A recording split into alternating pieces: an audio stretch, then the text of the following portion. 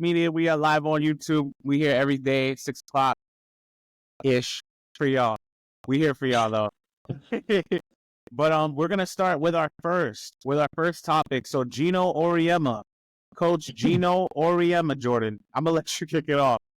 Is Geno Auriemma overrated or underrated as a coach? And before you answer that, he obviously just set the NCAA record in Division I basketball for most wins ever.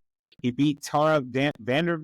I forget how to pronounce her name. Y'all forgive me. Tara Vanderveer. Thank you, Jordan. Appreciate that. Mm-hmm. He broke her record. She just retired in April. 11 NCAA, 23 Final Fours, 28 regular conference seasons awards. Overrated, underrated, Jordan. I'm gonna let you take the floor. I think he's overrated. Really? Yeah, I think so. 11 national titles, 23 Final Four appearances. I mean, he had those super long streaks of was it like 110 games or something like that? Yeah, he has two streaks, one of 96 games, one of 111 games. Yeah. I won 2 individual streaks at those numbers. Right. I mean, he's the greatest winner in, women's college basketball history. But when you've got, Sue Bird, Diana Taurasi, Tina Charles, Maya Moore, Breanna Stewart, and, Paige Beckers, and those are only the number 1 overall picks. Like, there's a bunch of first-round picks also that played under Geno Auriemma. So I think that with the deck being so stacked, I feel like most coaches would have that level of success. That's not taking anything away from Geno Auriemma. I'm just answering the question: is he overrated, underrated, or properly rated? I think he's a little overrated for what people, I guess, what I hear people think that he brings to the table. Let me ask you this: who is a better coach, Geno Auriemma or Pat Summitt? In my mind's eye, Pat Summitt. So the answer is Auriemma. The answer is Auriemma. The reason why it's Auriemma is because he knocked off that dynasty. So Tennessee had a stronghold. Shamik Holdsclaw, Candace Parker, Tamika Catching, just shutting them down. That's the end of that. Boom. He ended that dynasty. Baylor, Kim Mulkey, Brittany Griner at one point. Even though they won, shut that down. South Carolina, now they're just coming up.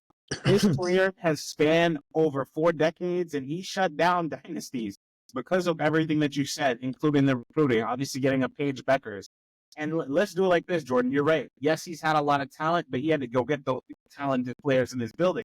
Whether it's an Elena Deldon who ended up leaving his program, or getting a Maya Moore into the building, getting a Breanna Stewart in the building, getting a Diana Taurasi in the building, Sue Bird in the building. Like, he's gotten every single player that he needed to get to win. And you talk about stacked team, but that's what you're supposed to do. You want to destroy everyone. And the fact that he has destroyed everyone, I would never call him overrated. I would call him, I think he's underrated, truthfully. Because to me, he's not going to get the credit for being the head coach that he is ever. But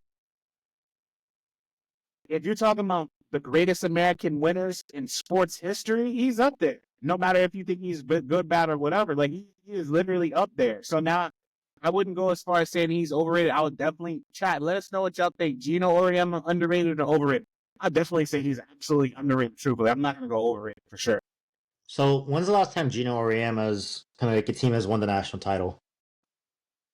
That's a great question. Can you tell me? Because I'm sure you know. 2016. So it's been far. That's 8 years ago. It's been 8 years, but you're in the Final Four, by the way. What was that? You're in the Final Four last year. They're in the Final Four pretty much every year, but what can you want from the man? You can't win them all. I just attribute the success more to the players than to the coach. Yeah. We're literally, you could have a whole kind of like Mount Rushmore with just Maya Moore, Breanna Stewart, Diana Taurasi, and Sue Bird. Like that is somebody's Mount Rushmore of the 4 greatest players ever. You know? And he got to coach all of them, know. Why did he get to coach them all? Because they wanted to play for him. Why? Obviously, Jordan, why? Why do they want to play for him? They wanted to I win. know. They wanted to win. They wanted to win. They wanted to win. Okay, Falport put recruiting is a major part of college. It is a major part. It is. And he coached It's a huge part. I'm not a UConn fan, but come on. Hey, the chat is flaming you, Jordan. He and the other coaches recruit those players. That's a great point, too. It's not like he's the only person that's a good point.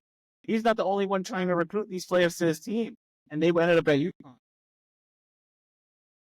I'm not saying that he's not like a good coach. Oh, no, I'm not even saying that he is not maybe the greatest coach. He probably is with the number of wins and the number of titles. But I mean, the question is like, I guess the question comes down to like because question was, is he underrated, properly rated, or overrated? Do you think that he is properly rated as like a man that has won 11 titles? Would you say that he is a greater winner than Bill Russell relative to like what to like their positions? Because we're talking about like same number of championships. It's a weird framing of the argument, but for someone like Geno Auriemma, who very currently has come out and I mean he's a critic of a lot of things. So to sort of for someone to have the sorts of opinions that he has, to which must be tantamount to his a level of winning. I just don't like it when people criticize things when I feel like a lot of their success is not directly attributed to them themselves. Yeah. Does that make sense? Like so I just don't think that like what I in my head envision 11 championships worth of success, like Geno Auriemma is not like some, like I mean is he like Phil Jackson level? Because Phil Jackson has 11 rings. Phil Jackson. He's a better winner than Phil Jackson was. Yes, he's better. Yes, and I'm good with saying that. Yes, he's a better winner than Phil Jackson, Jordan. Yes. Okay, so you said Bill Russell. Okay, so in terms of like, because we have to compare like relatively apples to apples, which one of these 11 championship winners is the greatest in your head? Like, is it Bill Russell, Phil Jackson, or Geno Auriemma? Phil Jackson had 11 rings, Jordan. Let me not. 6 with the Bulls, 5 with the Lakers. Yeah, no, I was gonna say let me not speak too soon. Then, which one of the best? Where does he rank? Because we're on the highest level of success. I'll say that. It's only like graded. You know what I'm saying? It's going to be higher than the women's college basketball. So I'll get to the NBA. So let me recap my statement. I take back my statement, Bill. But yeah. So Auriemma probably would fall. Okay, but how about this, Jordan? How about this? Which coach in the women's game, professional or amateur, has as many rings as Auriemma?